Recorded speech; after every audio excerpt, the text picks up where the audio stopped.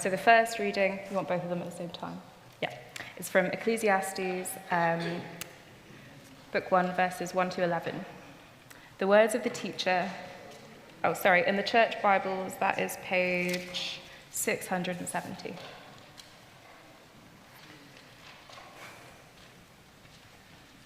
The words of the teacher, a son of David, king of Jerusalem. Meaningless, meaningless, says the teacher. Utterly meaningless. Everything is meaningless. What do people gain from all of their labors under the sun, at which they toil under the sun? Generations come and generations go, but the earth remains forever. The sun rises and the sun sets and hurries back to where it rises. The wind blows to the south and turns to the north. Round and round it goes, ever returning on its course. All streams flow into the sea, yet the sea is never full. To the place the streams come from, they return again. All things are wearisome, more than one can say. The eye never has enough of seeing, nor the ear its fill of hearing. What has been will be again, and what has been done will be done again. There is nothing new under the sun. Is there anything of which one can say, look, this is something new? It was here already, long ago. It was here before our time. No one remembers the former generations, and even those yet to come will not be remembered by those who follow them.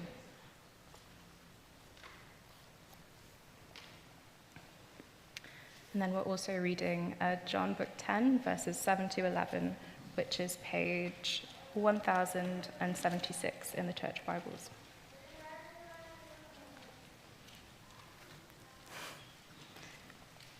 Therefore, Jesus said again, very truly I tell you, I am the gate for the sheep. All who have come before me are thieves and robbers, but the sheep have not listened to them. I am the gate. Whoever enters through me will be saved. They will come in and go out and find pasture. The thief comes only to steal and kill and destroy. I have come that they may have life and have it to the full. I am the good shepherd. The good shepherd lays down his life for the sheep. Thank you. As mentioned earlier, my name's Mark. I'm one of the leaders at the church. And just a little bit about myself. I'm married to Eleanor, who's downstairs helping with the kids at the moment. I work in an insurance company, an exciting job there, which I'll mention about work later. And I've got 3 children who are 11, 7, and 5, again, in various places around the church. And it's just been wonderful to have Roisin, Isaac, and Titus today, and looking at their and having the dedication, celebrating his life, and committing to supporting him. And I think we thought about it. That thing, in fact, Simon mentioned it. Days where we celebrate a little one's life as a family, and as a church family, and as a community. Well, those days when we do that and we dedicate ourselves as those communities to them, it's actually a tradition of kind of blessing that child has been around for thousands of years, at least 3,500 years. We can see that from the Bible. And it's part of human life.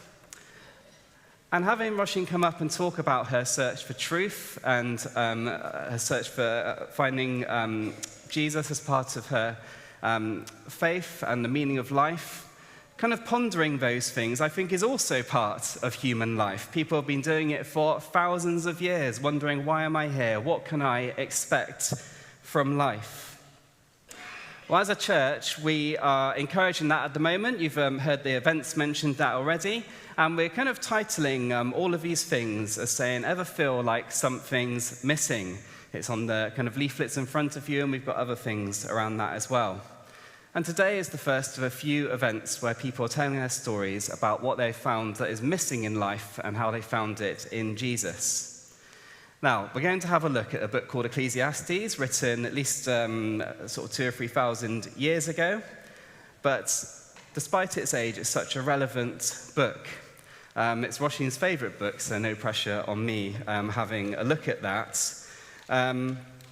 And what we're going to do is just sort of go through it and then kind of link it briefly to how Jesus comes into that. And I wondered, if you had the opportunity to choose anyone you want, whether they are dead or alive, to meet them and ask them about life, perhaps for them to come to a little event that you could attend. And you could ask them about kind of the secret of life. Who would you choose? It might be that you're quite into your philosophy, so you might choose a Greek philosopher like Socrates or Aristotle. Or maybe you might say, I want to speak to someone who has a great scientific mind like Stephen Hawking or Isaac Newton. Or you might have a bit of a different tact and think, I want to speak to someone who's really well respected and successful and considered kind of quite wise and well known. Maybe someone like Bill Gates, maybe not, might be someone else you think of. Or perhaps a bit less famous, you might think, I'm going to go to a life coach. I'm going to go to that influencer on Instagram or TikTok who really seems to have everything sorted. Or perhaps actually you'll just go to a spiritual guide or a guru who performs certain things and give you that kind of spiritual advice on how you can, what you can expect from life and the secrets of it. And I want you to imagine a minute that you come to this event with whoever it is that you've chosen, and they come up to the front, and everyone goes quiet because everyone there is expecting this person to say, here is what life's all about, and here is the secret of life. And they start like this. Meaningless, meaningless, utterly meaningless. Everything is meaningless. I think everyone might be a little bit shocked, right? You're not expecting that. Well, we kind of have something similar here from this passage in Ecclesiastes in the Bible. This book called Ecclesiastes, it's written kind of from the viewpoint of someone who's considered a great leader, who's incredibly successful on a world stage. They're incredibly wealthy, and they're considered to be very, very wise. And they have also started their book about life, about this, that it's meaningless.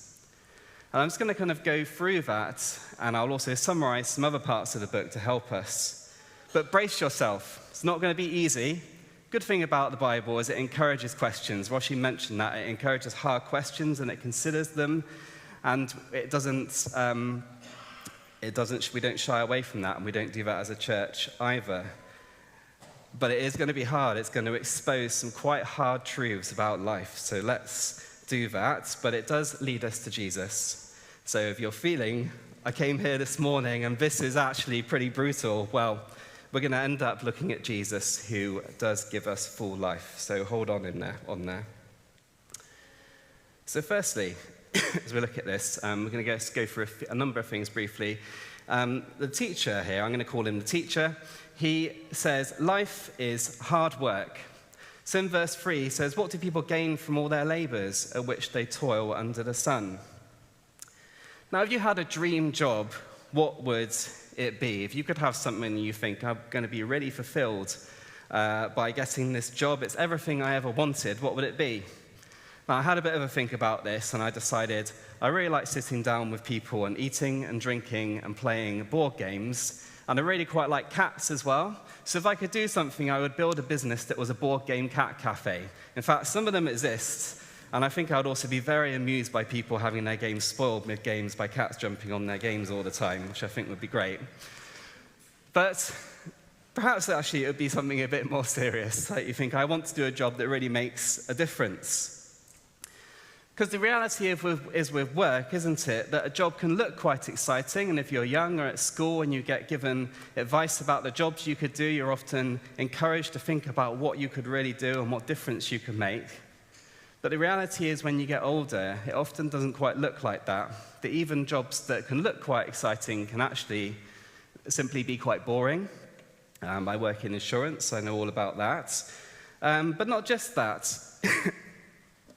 I think as I've got older and known more people who've been working, you see the heartache sometimes of being in jobs. You have difficult relationships, things that are unfair, real heartache that happens at work, where even people find a job they really want, but it's spoiled by the people in that job or by the things that happen to them.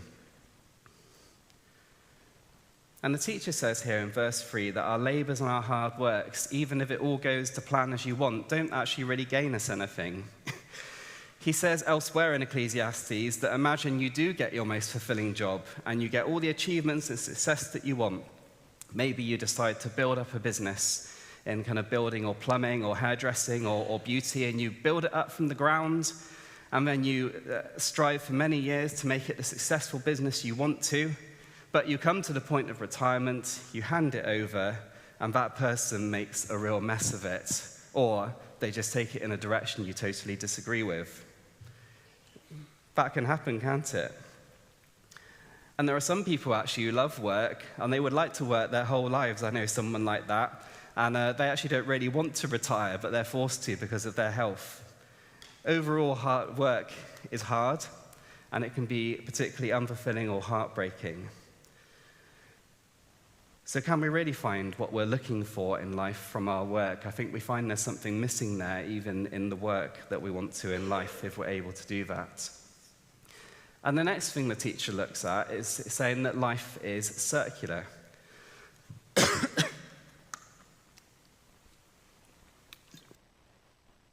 Now, yesterday I went with my family to somewhere, I think it's near Basingstoke, called the Milestones Museum. Great place to take kids. They've kind of got a whole indoor village from quite a while ago, in the kind of 1900s. And they have an arcade there, and I've put a picture there of a claw, like one of the first claw machines that was made, those kind of cranes, the claw machines that go down and try and get the toys inside.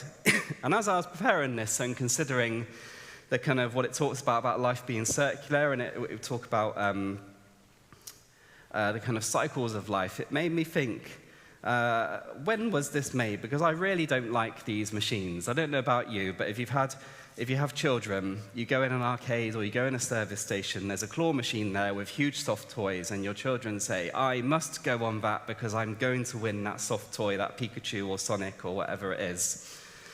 And then you're kind of stuck either way, because if you say no to them, you can't do that, they will get really upset with you because they think you're the meanest parent in the world, and usually they say that as well. And if you let them go on it and you give them their pounds, they try it their 3 times, and unsurprisingly, they don't win anything, and then they get really upset by that as well. And I found out yesterday these machines have been around since 1924. So over 100 years, about 4 generations, it could be, have been pestered by children because of people inventing this machine 100 years ago. And the children want to go on it, and then they grow up. Maybe they have their own children, and their children pester them about these machines, and then they grow up, and their children pester them about these machines. And I was thinking it just goes round and round and round. Now, the teacher ponders on a bigger scale these kind of cycles of life, the kind of circular way of life in verses 4 to 7. And by the way, if you can have the Bible open there, that would be helpful, because I'm trying to do what I can to take it from here. And in Ecclesiastes verses 4 to 7, it says, generations come and generations go, but the earth remains forever.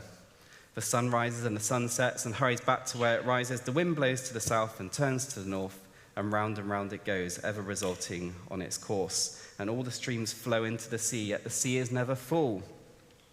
Again, we're given this kind of picture, but it's on a very grand scale. It's like when you want to do a group selfie and you have to kind of set the mode that it kind of goes to whatever it is, 0.5 or group mode, and it takes like a bigger picture, or you're trying to take in a really big landscape, and again you have to kind of zoom out on your phone to take that big picture.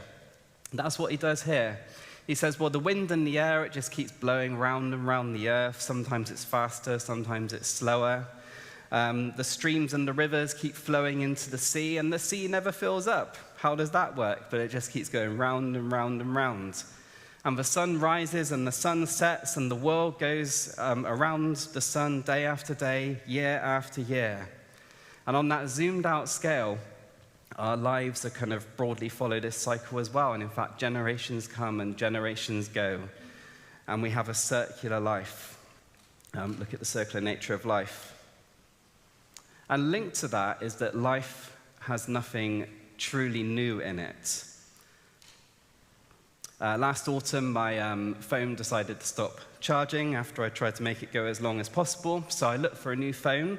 And as I think lots of us do, we get quite excited about what we can upgrade to. And as I got my new phone and looked up all the various features on it, it said it had the most advanced AI Pro Visual Engine, whatever that means. It's got special super-duper searches that will make a big difference in my life, according to the stuff that when I bought this phone, and it has the most powerful processor ever. But when I got it, do you know what I did after I spent all the hours that you spend trying to work it all out and transfer all the stuff to your new phone? I used it pretty much exactly the same as I did before, except it's a bit faster. Nothing really made that much difference in my life. And I think this is the idea that the teacher's getting at here in verses kind of 8 and 9 and 10, where he says, all things are wearisome, more than one can say, the eye never has enough of seeing, nor the ear its fill of hearing. What has been will be again, and what is done will be done again. There is nothing new under the sun. Is there anything of which one can say, look, there is something new? Now, my example of getting a new phone might seem a little trivial, actually, but I think it's something we can all relate to. But there is a more serious point here. I think we're all prone to going after the next new thing to find meaning in life and to give us happiness, because we're kind of fed up with the kind of circular nature of life and all the things that we have to keep doing that go round and round. I guess you could pause and think, what are the new things that you kind of seek regularly in life to give you that extra happiness and meaning? It could be that next house project you really want to do, that kind of DIY or extension. Or it could be if you're into football, whatever sport it is, your team isn't doing so well, so you're looking forward to the new season, because if that goes well, then you're going to feel happier about how that is. Don't ask me anything about that, so don't follow any of it. But I do hear it a lot at work. Or perhaps you're thinking, well, I'm really looking forward to my next holiday, or I'm planning for when I can go on that holiday of a lifetime. I'm going to have that break, and that is going to make all the difference to me, until you come home and hear about someone who's been on a better holiday. And perhaps it could be, and again, it's a thing we talk about a lot, could be that new hobby, or the new exercise regime, or the new diet you go on, thinking, I'm going to do that, and that is going to make me happy. And if you're interested in politics, or if you're in the kind of nature of work like teaching, there are often a lot of new things that come in, new policies, new curriculums, new things like that. And I tell you what, when I started work, I was fed up with the older people who said, oh my word, the company are bringing this thing in, and I've seen it all before, and I was like, oh, don't be so cynical. And I can say now, 20 years later, I am exactly the same as those people who used to talk 20 years ago. Oh yeah, they're doing that again. Yeah, that thing we did 15 years ago. Okay. In all of these things, the teacher says, there's nothing new. In a way, there are new things, gadgets and all sorts, but gadgets give us a new way of communicating and being entertained, but we're still communicating and we're still seeking pleasure in the same ways. There are new tools that can help us with work and tasks. There are new hobbies and pursuits and policies and holidays, and they can all give us things temporarily. But the fact is, we still work, and we eat, and we sleep, and we have relationships, and we have family, and we seek pleasure and security and comfort and entertainment, and that has been the case for thousands of years. There is nothing really new that comes out that changes any of those things.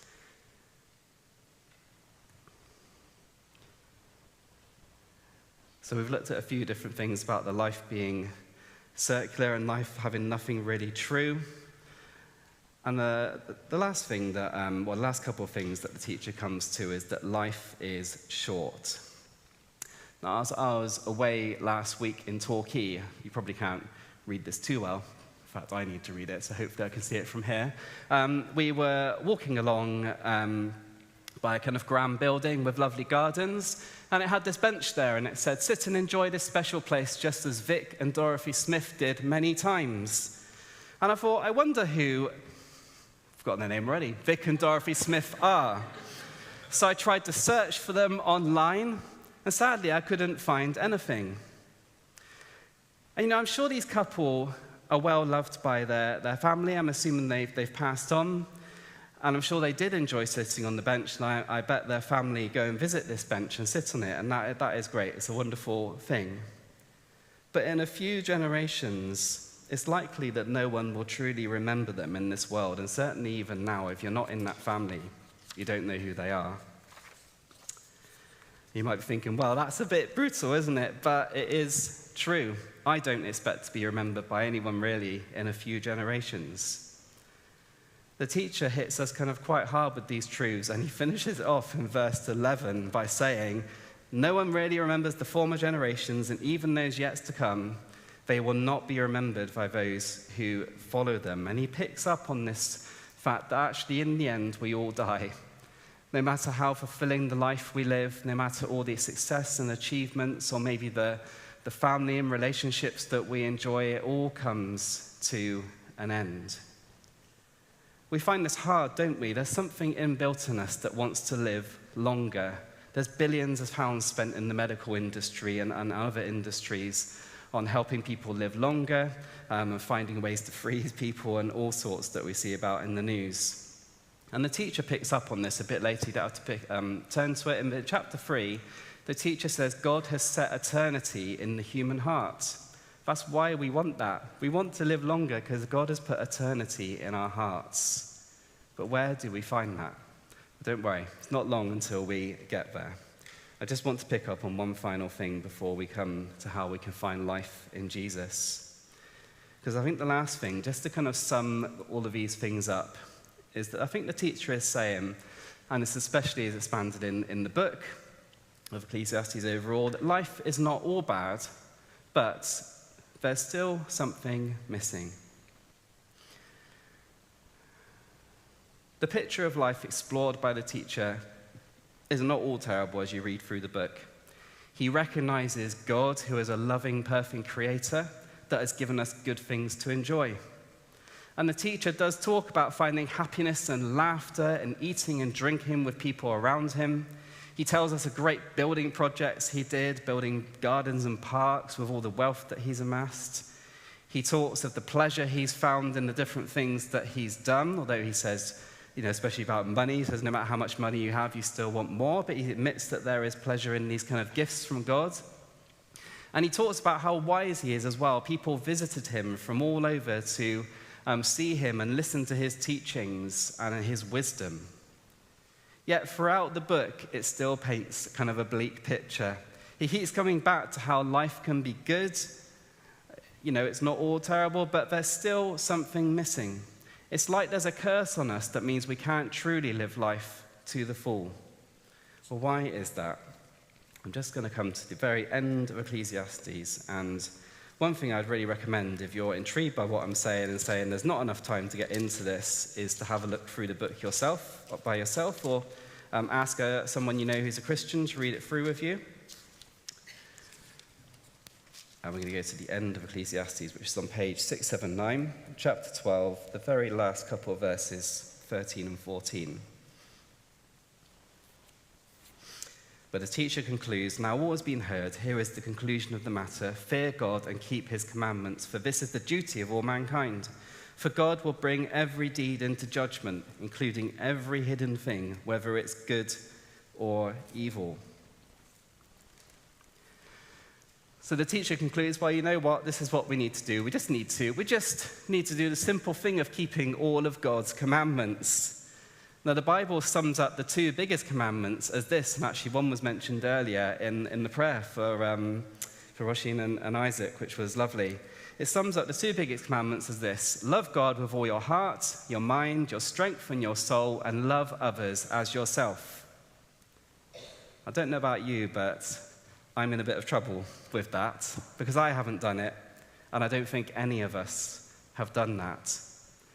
And that is what the Bible describes as sin, and this is kind of the problem we see that the teacher is getting at. It is sin that means that why we feel life is meaningless. Sin is the result of that. That's why work is hard and not fulfilling. It's sin that means we get weary of the cycles of life, all the different things that we have to do that keep going round and round and round, and why we're trying to find new things to latch onto, and why we hate that life is so short. And we can't do anything to fix it ourselves, the Bible says. And worse than that, in verse 14, the teacher says that when we die, every visible and hidden thing will be judged, that we're all going to live forever. We're all going to die, but we will be brought again up for judgment. And because God is perfect, we will not be able to go with him. Instead, we'll be judged for our sin for eternity. But there is good news, because the Bible is the story of how God sent his son Jesus so that we can find full life in him, even with the sin that we are in. So we're going to move forward quite a number of years in the Bible now to the Gospel of John that was read earlier. I'm just going to turn to it myself so I didn't catch the page number.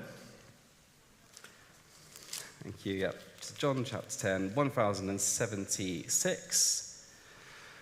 And don't worry, we're not going to spend a huge amount of time on this. I just want us to see that Jesus is the answer to the problems here that we are talking about.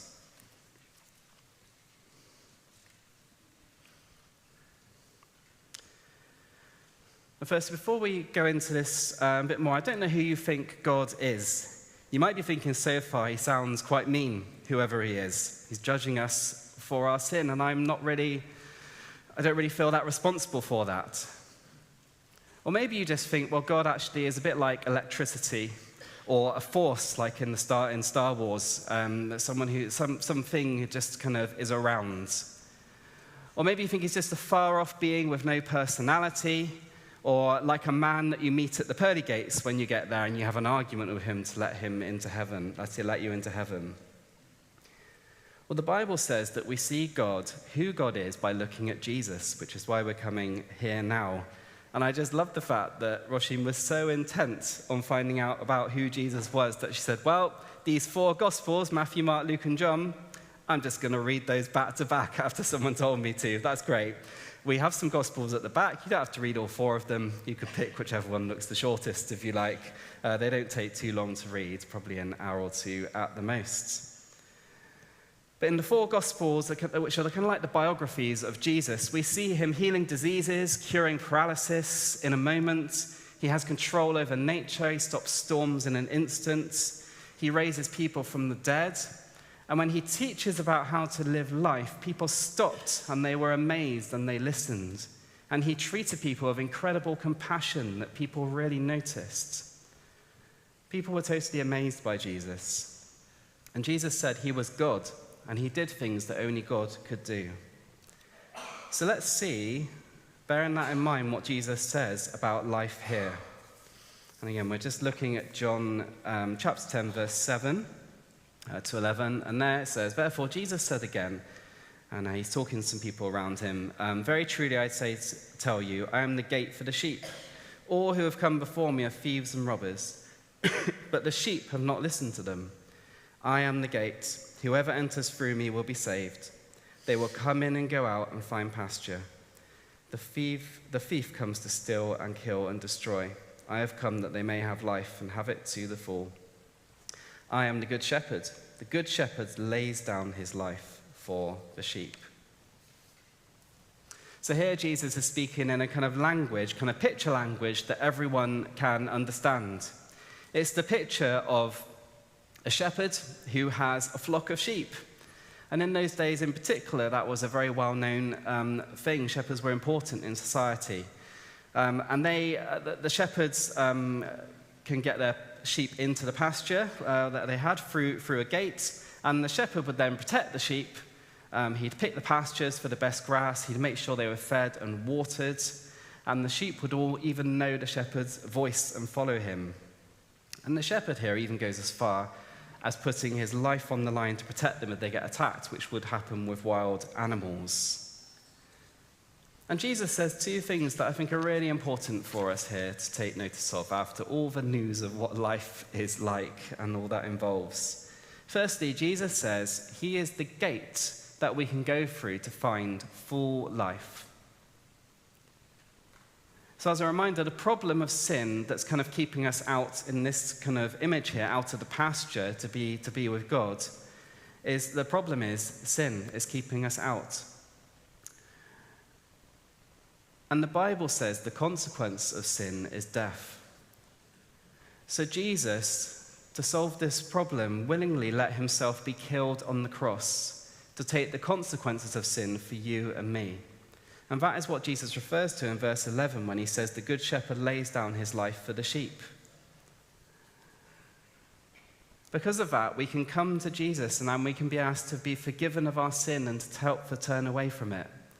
And by doing that, by having that done for us, we can then come to the gate that is Jesus Christ into full life. It's wonderful news because life is bleak and hard, isn't it? There are lots of ups and downs, and there are things to be enjoyed in life, but it is so wonderful to hear about the good news Jesus gives to us. There are also thieves and robbers mentioned in these verses, just so briefly, in verses 8 and 9, and they are trying to get in the pasture in the wrong way, Jesus says, not by the gate, not by Jesus. And that just simply means that there are people who say, well, to try and find life, to try and do well in the afterlife, whatever they believe that is, you have to do these things. It might be other religions, it might be people with other philosophies of life, basically anything that involves saying to people, you can do this, but it isn't actually coming to Jesus. So Jesus says, don't listen to them. They do not lead you to where true life is. So we can have full life by going to Jesus, who is like the gate that the sheep go through into the pasture. And secondly, Jesus is the good shepherd who provides for us and protects us. But what does that actually look like, you might be thinking? You've gone through a lot today, things about life, and now we're talking about sheep and shepherds and fields. But what does it actually look like to come to Jesus and say, I can find full life in you?